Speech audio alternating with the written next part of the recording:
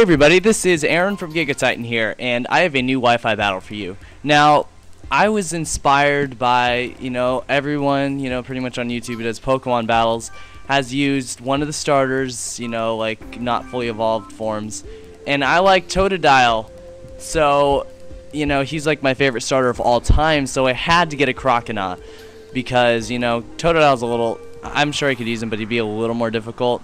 And I'm kind of new to the NFE stage, so I decided just go ahead and use a Croconaw. So I'm using Croconaw, and yeah, let's try him out. So this is the 207th Wi-Fi match, I believe. Let me verify that. Yes, it is 207th Wi-Fi match. Now this person is using a lot of legendaries and stuff, so I'm kind of nervous about exactly how well I'm gonna do. Now, I'm surprised Mewtwo didn't use Thunderbolt there, but I don't know. They have a lot of legendaries, so I don't know. Maybe they just thought, they saw Croconaw and like, wow, he's just a loser. So, but he isn't, because I was able to switch. So in fact, they are the loser because they lost.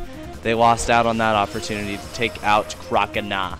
So Absol used a Sucker Punch again. He had already taken out Mewtwo with a critical hit from its ability Super Luck, which will, make it easier to get critical hits.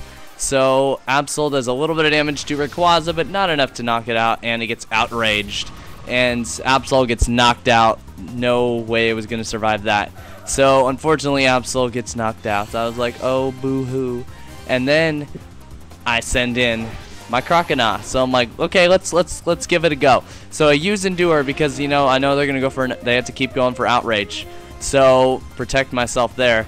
And Rayquaza uses Outrage and does a lot of damage and actually doesn't knock it out. It would have survived because they probably don't have items or anything. But I have a friend battle after this. Do not fret. So he actually is able to outspeed Rayquaza now thanks to the Salic Berry. But I could have used Dragon Dance, but I had to be safe. So I do knock out Rayquaza there. So yay for Croconaw.